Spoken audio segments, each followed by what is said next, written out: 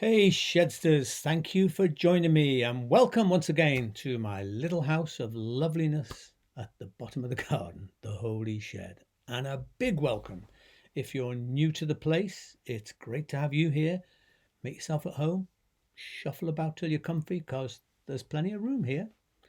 And actually, I was just looking around earlier and thinking how lucky I am to have this place to share with you. And look, there's my favourite chair in the picture there, which Pat persuaded a man at the local tip to let me have. I kid you not.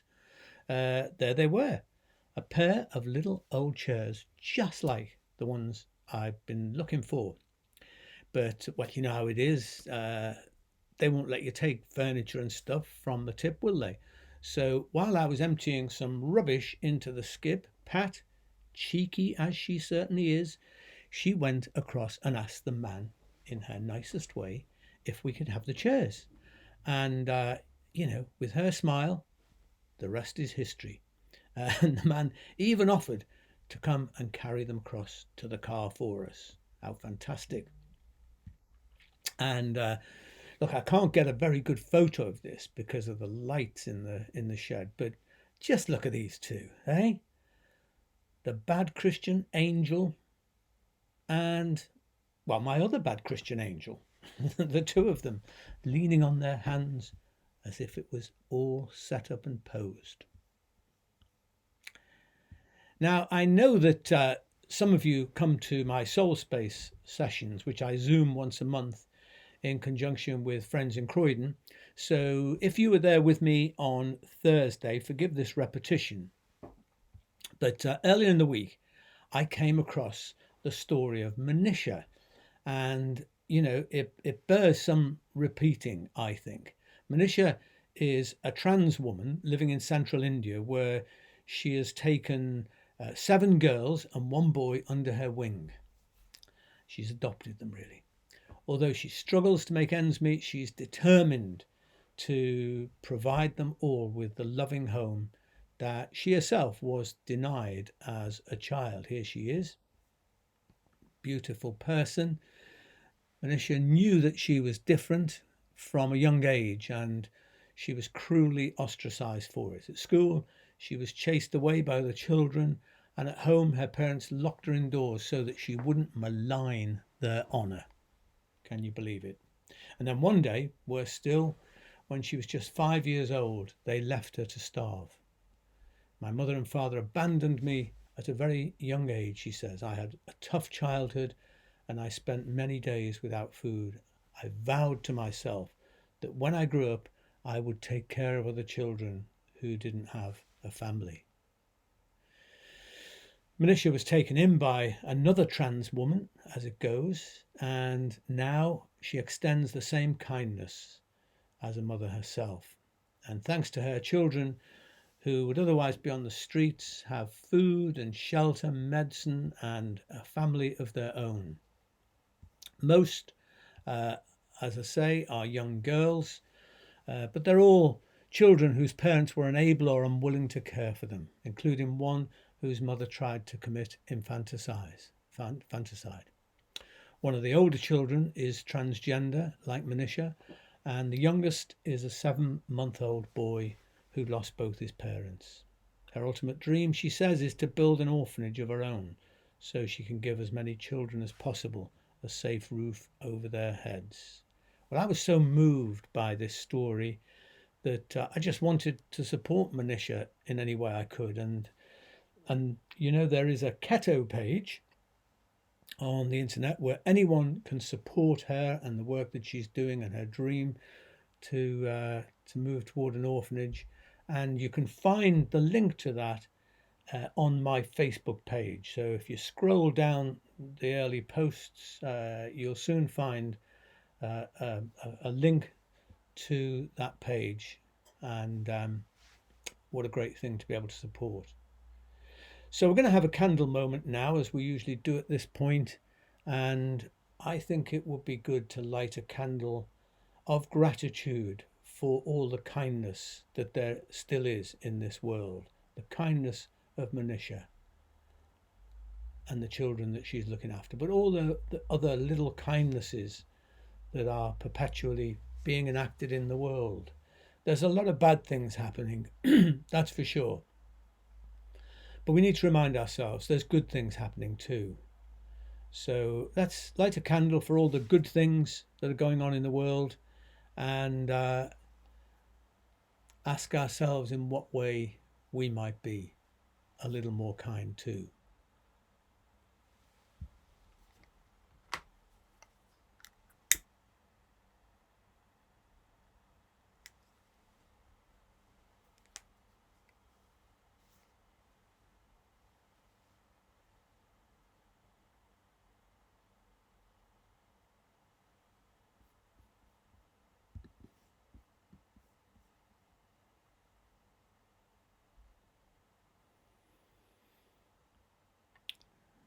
And we'll join together in saying this Holy Shed version of the Serenity Prayer. God grant me the serenity to live fully and generously through circumstances I cannot control. Hope to keep on imagining better times for myself and the world, and courage to change what I can instead of simply leaving it to others. Amen.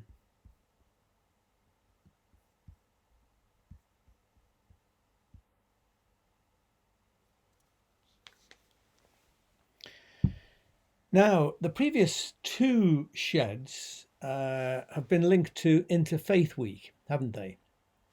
And last Sunday, I focused mainly on questions that people had posted asking about different aspects of interfaith relations.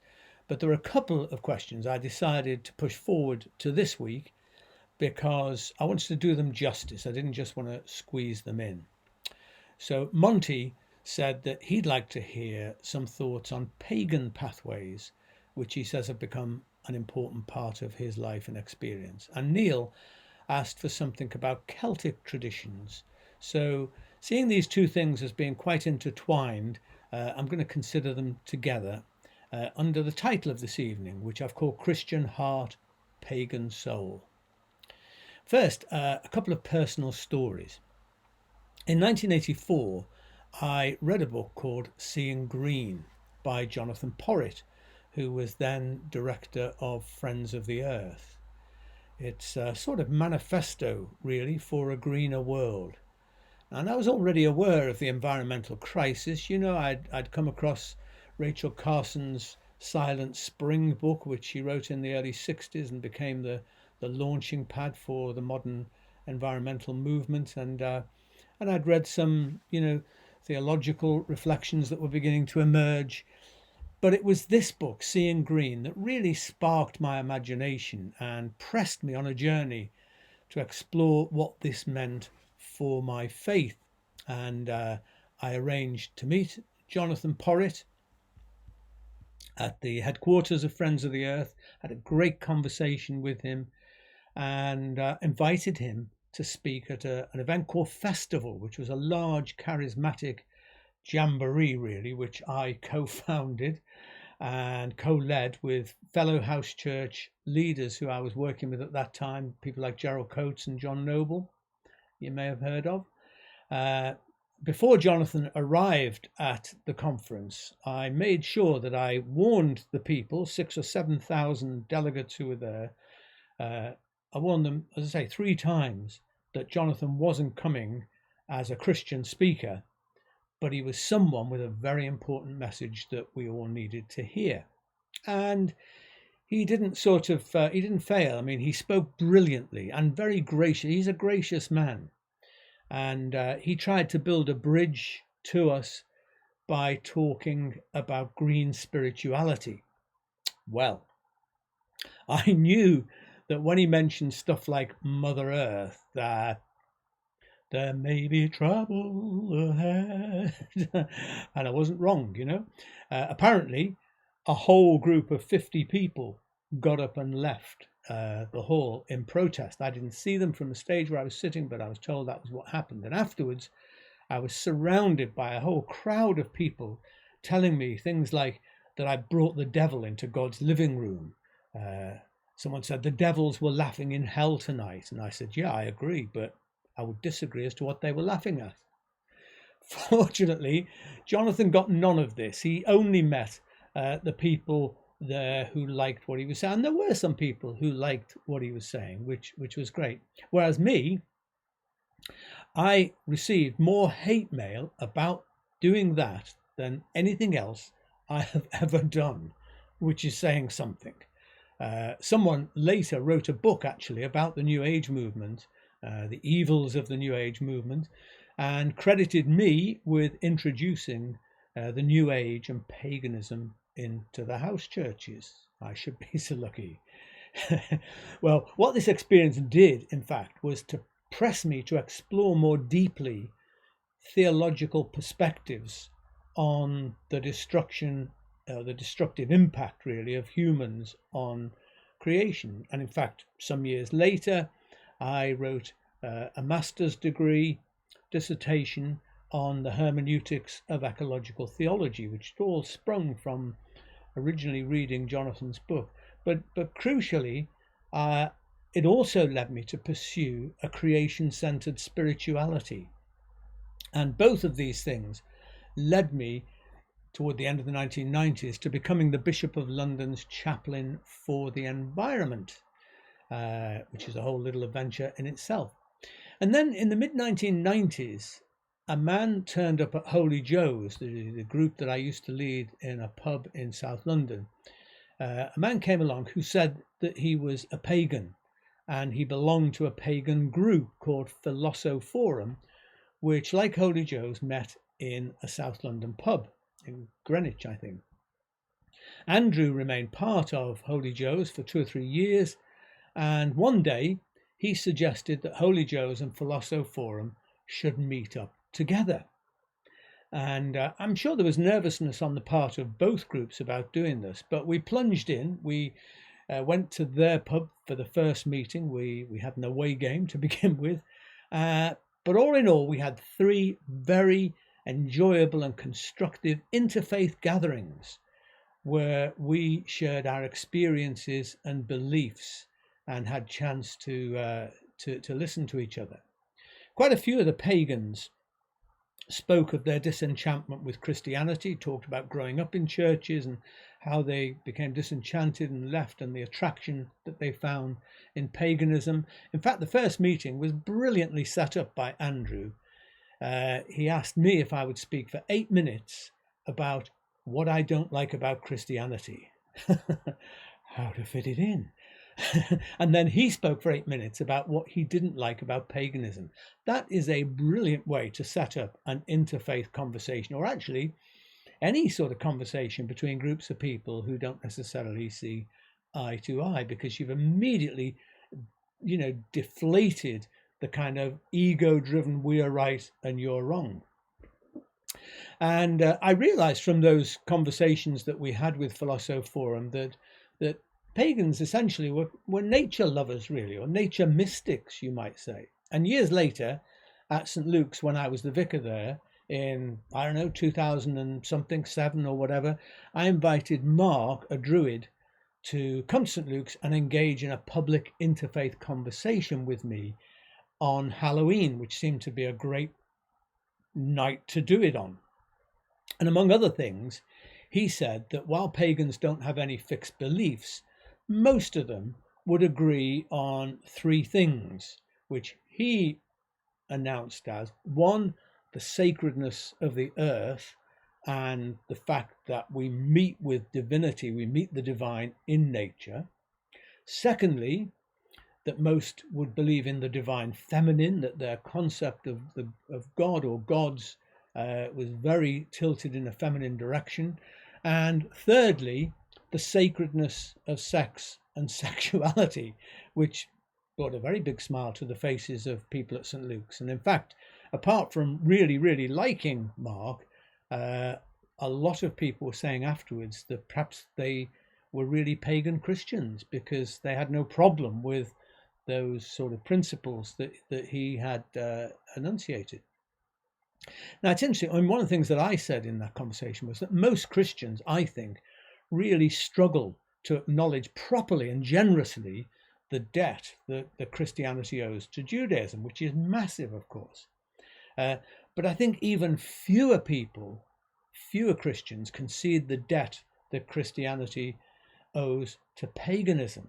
So many sort of pagan influences are just woven into the very kind of fabric of organized Christianity. I mean, specifically things like the church calendar, which is clearly based on the kind of wheel of the year, and specifically things like Christmas and Easter, All Souls, and Candlemas, which is, I think, one of my favorite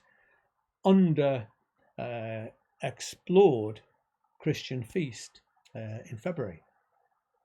These and many other things have been really baptized by the church to incorporate them in. Why? Well, a big part of why that was done is because these practices were so embedded in people's lives, and they were loved. And so rather than try to do the impossible and drag people away from them, there's been this sort of tendency in Christian history to incorporate them in, to baptize them, as I've put it. Given all of that, why is it then that Christians are often so aggressively anti-pagan? And it's not just Christians, Muslims and Jews too often are quite, the Abrahamic faiths have a common aggression and dislike for paganism. And here's the thing, surprisingly, it was Christians who really invented the term paganism in the 4th century as a way of denouncing polytheism in people in the Roman Empire who hadn't converted to Christianity. It was a disparaging term, really, because, pagan means of the country, of the countryside, heathen means of the heath.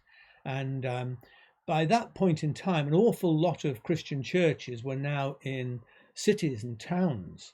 And it was a way of talking about these people who were the rural types, the country bumpkins, the heathens, people of the heath out there, people who didn't have proper religion. Really, it was a way of saying us and them. We're the ones who've got it right, and they're the ones who are uneducated, really. There's also been this tendency among some Christians to equate paganism with Satanism, which is, I think, a really big mistake. And especially when a lot of Christians blamed pagans for satanic ritual abuse, and the two things were put together, which is something that was shown to be completely ridiculous. It is ridiculous. Paganism, I think, is basically the original religion of the whole of humanity, really. It's the kind of indigenous religious impulse of human beings everywhere, really. It's the ground out of which faith and religion emerge, not a set of beliefs or any kind of organized group that's separate from the rest. No, it's more of a kind of belief in a spiritual dimension to life, if you like, in divinity, in the sacredness of life, in the power of ritual, and so on and so forth. I mean, this is sort of, there's some version of this all the world round. And the people at Philosophorum that we met in the pub were really modern or neo-pagans. This is terminology that's emerged only in fairly recent times. Terminology that embraces most of paganism today.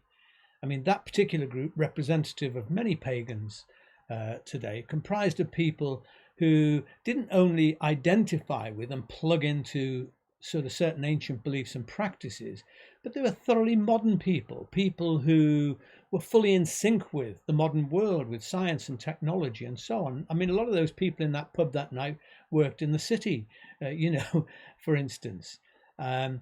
They were what I would call really postmodern pagans, in a very similar way that the people from Holy Joe's were postmodern Christians. It was about a synergy of past and present.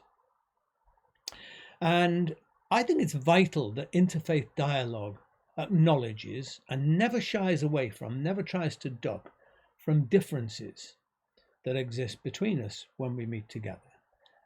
Divergence and diversity is part of life on all sorts of levels, and in many spheres of life, and certainly in the realm of religion, it isn't possible to synchronize and marry together everything that exists amongst us. That's not realistic, but I would say more than that, it's not desirable. I think it's really important for us to constantly affirm that no one has got a monopoly on truth, that no individual or tradition has got a full or clear or perfect perspective on things. I think it's wonderfully put by St. Paul in Corinthians when, in my paraphrase of it, he says, "We're squinting in a fog, peering through a mist. We don't see things clearly." But in my experience, interfaith relationships flourish when we discover common ground. When we focus on the things that we have in common, or at least common instincts that exist. And in my interfaith conversations with pagans, I've found that Celtic spirituality is a very fruitful area of commonality. It's sometimes thought, that Christianity came to Britain when Gregory the Great sent Augustine here in the 6th century to evangelize the heathen of Britain. But in fact, Christianity arrived a long time before that through the Romans coming to Britain and bringing with them a host of artisans and others that all had Christian faith. They didn't come here on a mission to evangelize. They just came here because that was what they were doing.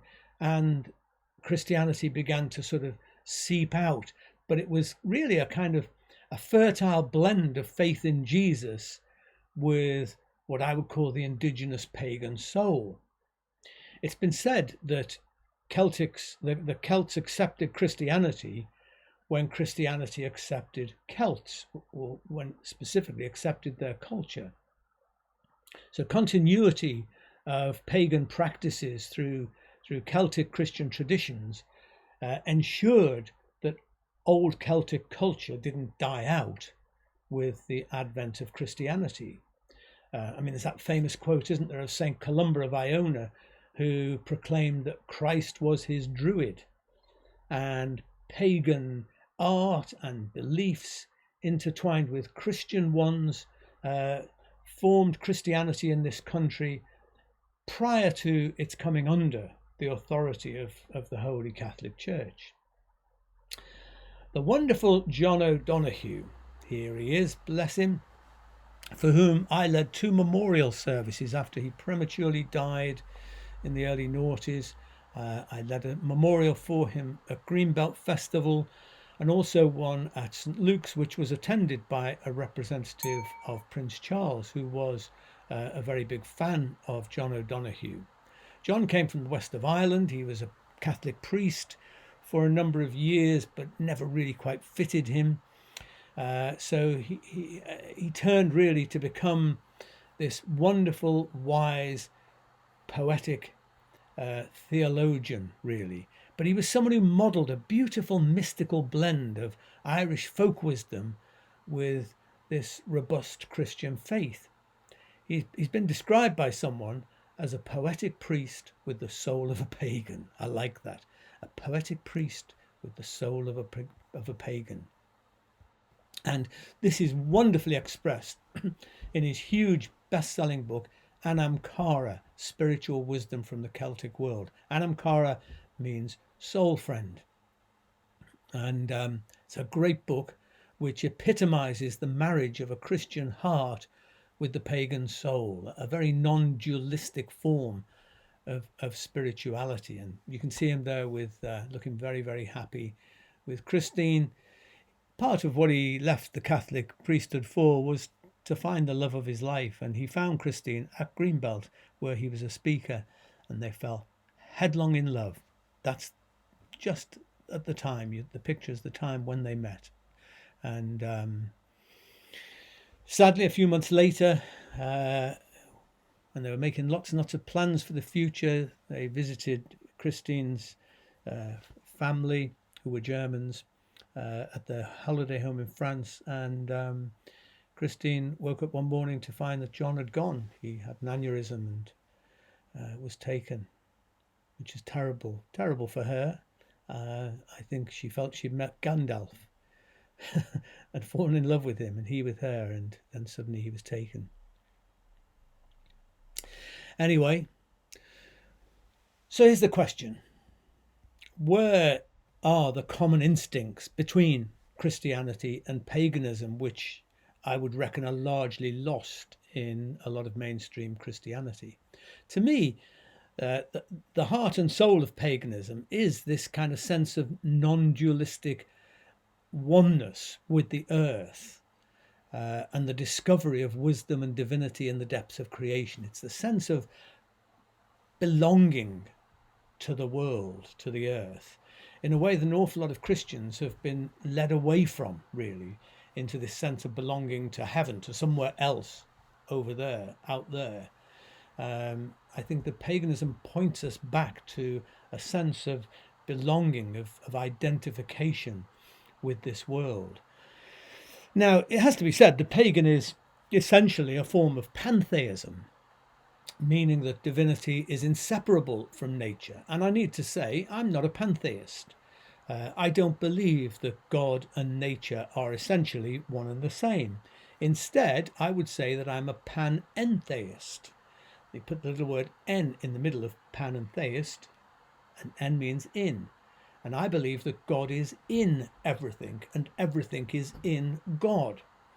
I think that St. Paul put it very well when he was preaching at the Areopagus in Athens in Acts 17, where his sermon, instead of quoting from the Old Testament, which he sometimes did, instead of that, he quoted a pagan poet and said, "In God we live and move and have our being." In God we live and move and have our being. I love that statement. It's one of my favorite ways of actually speaking about God, because I don't think of God as a thing, as a being out there, over there somewhere. I'm much more inclined to see God as like the earth's atmosphere that surrounds us and fills us, that's inescapable, the matrix and breath of all life, which like the atmosphere sustains all life, and without which no life could exist. And listen, it doesn't matter whether or not you believe in the atmosphere. I mean, you could possibly be an atmosphere denier. Say, I don't believe in the atmosphere. I can't see it. I can't touch it. I don't believe in the atmosphere. Well, that doesn't matter, because you still live in the atmosphere. In fact, you deny it doesn't mean it's not there. And similarly, I would say it doesn't matter if you believe or if you don't believe in God. God is still the breath in your lungs, the love in your heart. So no, I'm not a pantheist, but I do believe in divine immanence, which means I believe God is present in every atom of the material world, and that the place that we encounter God is right there, right here in the material world, not in some super spiritual realm that we have to ascend to or aspire to outside of the world. No, we meet God here in this world. And that's why I'm also a quite passionate sacramentalist, because not just bread and wine and communion, no, I believe the world, the entire universe, is a sacrament, a form of mediation of the divine, which is there all the time. You could say that the whole material world is pregnant with God, waiting for God to emerge in our consciousness and be understood and received. During one meeting with Philosophorum, Andrew spoke of an occasion when he was just an 11-year-old boy walking in some local woods where he lived during the summer holidays. And as he paused in a glade in the woods, he was overwhelmed by a sense of oneness with everything around him, he said. The trees and the flowers, the sound of the birds, the smell of the woods, and unaccountably, he just stood there as an 11-year-old boy crying with joy. When he enthusiastically told his Sunday school teacher about the experience, He talked of feeling surrounded by the spirits in the trees and the flowers and the birds and so on. Well, the grim-faced Sunday school teacher clearly disapproved, telling the young boy that talk of spirits in nature was pagan and dangerous. Andrew didn't go to church after this, but ironically, eventually became a pagan. Reflecting on the experience, he said that had his teacher encouraged him to understand the spirits as the presence of God in nature, divine immanence, to use theological jargon, he would probably still be a Christian. So for me, the pagan soul is that sense of ecstatic wonder and oneness with nature, with Mother Earth. And you know what? I share in that. I share in it fully. Yes, I interpret it somewhat and significantly in a different way, and yet I think it's the same experience. It's the same God. And that is the common ground, in my view, for fruitful conversation and fellowship between pagans and Christians. The rest, we can argue about. And hey, I like arguing about these things until the cows come home. But to me, it's ultimately window dressing. Isn't it time that we looked for commonality without denying difference? I think so. I'll finish with a story from our Christian pagan dialogue in that pub in Greenwich. A conversation after one of the evenings with a young woman, one of the pagans, who told me, I grew up in a vicarage.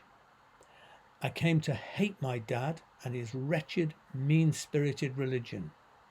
As soon as I was old enough, she said, I left home and never returned. But tonight, she said, you have given Jesus back to me.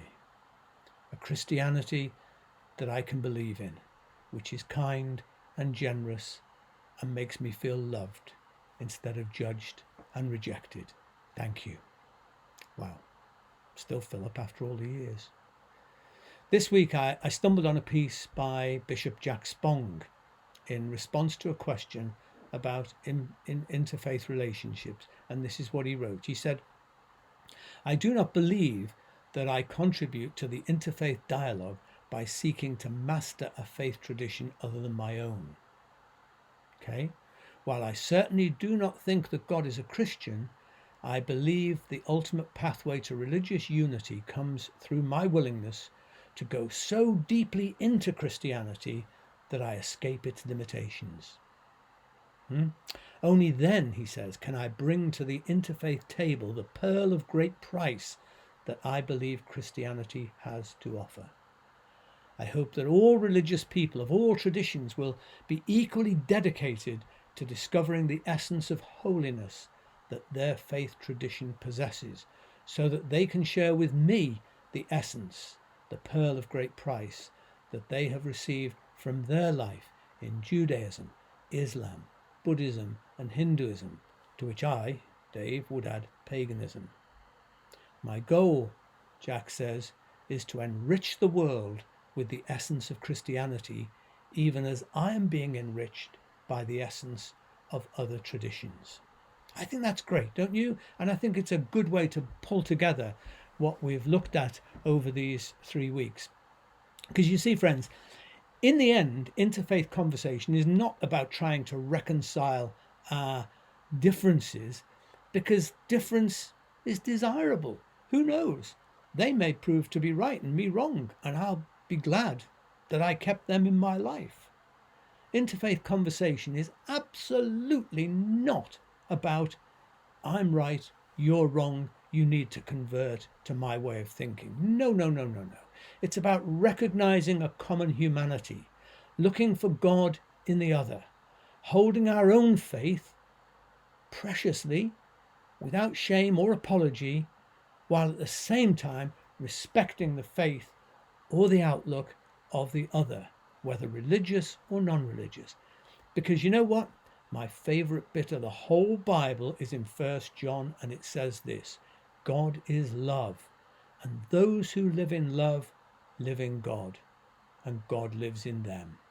That must be the most inclusive statement in the Bible, which is why I'll say it again.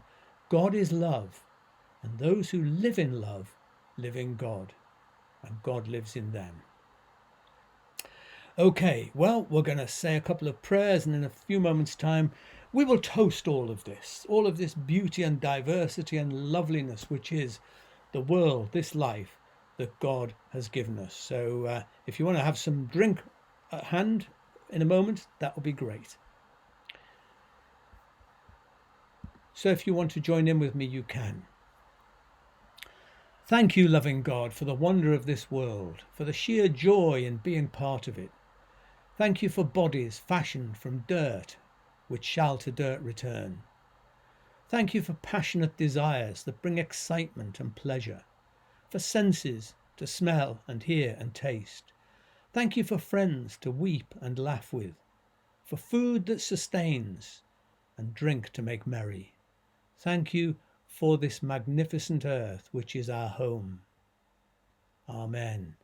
And so with brother sun and sister moon and stars, with brothers wind and air and sister water, with brother fire and mother earth, with the diverse peoples of the world and all the teeming creatures of our fragile planet, with all the hosts of heaven, we join together in saying, Holy loving God, mystery of the universe, who cannot ever truly be named, heaven and earth are crammed with your wonder.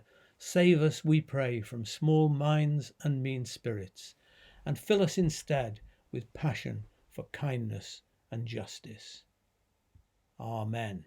Okay, grab yourself a drink. I remember sharing some of this with Jonathan Porritt late into the night after he visited festival and thought that he'd had a great time, which he did. Whoops.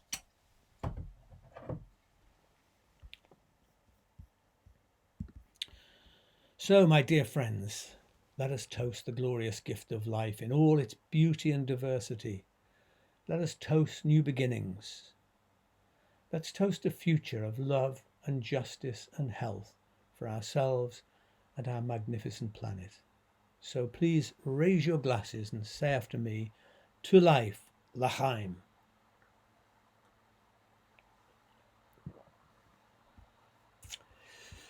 Wonderful.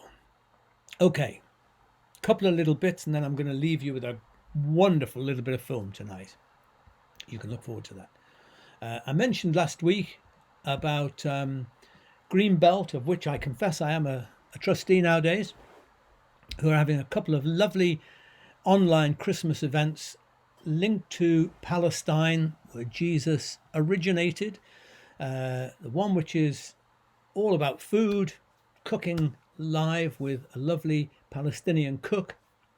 And the other one on the 10th of December is a music evening, Palestine Rising, with the evergreen Martin Joseph, just loved and adored by so many of us, and Rasha Nahas, also a Palestinian singer. And if you go to the greenbelt.org.uk, then you'll find all the details of this and how to log on. They're free and will be absolutely wonderful, I am sure. So we're just about there. If you like what I'm doing and you fancy supporting me, well, you can do that through coffee. You can go to the Holy Shed page and there's a link there. And if you want to buy me a coffee or two or offer some support to me and the missus, certainly will put a smile on her face. So I think that we're about there now, aren't we? Yeah. I'll tell you what, we're going to finish with a blessing, which this week is a blessing by John O'Donoghue called Benacht, which means blessing in Gaelic. On the day when the weight deadens on your shoulders and you stumble, may the clay dance to balance you. And when your eyes freeze behind the grey window and the ghost of loss gets into you, may a flock of colours, indigo, red, green and azure blue, come to awaken in you a meadow of delight. When the canvas frays in the currach of thought and a stain of ocean blackness beneath you, may there come across the waters a path of yellow moonlight to bring you safely home. May the nourishment of the earth be yours. May the clarity of light be yours. May the fluency of the ocean be yours. May the protection of the ancestors be yours. And so may a slow wind work these words of love around you, an invisible cloak to mind your life. Isn't that wonderful? And you know, I think that's something that Christians and pagans could easily pray together. Terrific. Okay, so I'm going to leave you with a lovely little film. It's called Five, and it's about 5 children who are 5, and, well, the rest will speak for itself. Enjoy this.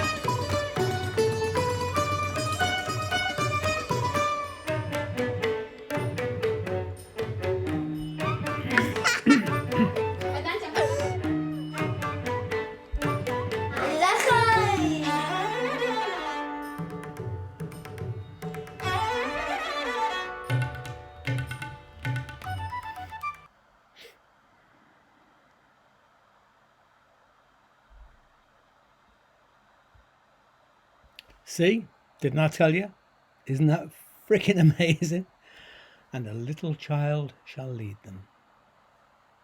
Have a good week. See you soon. Bye.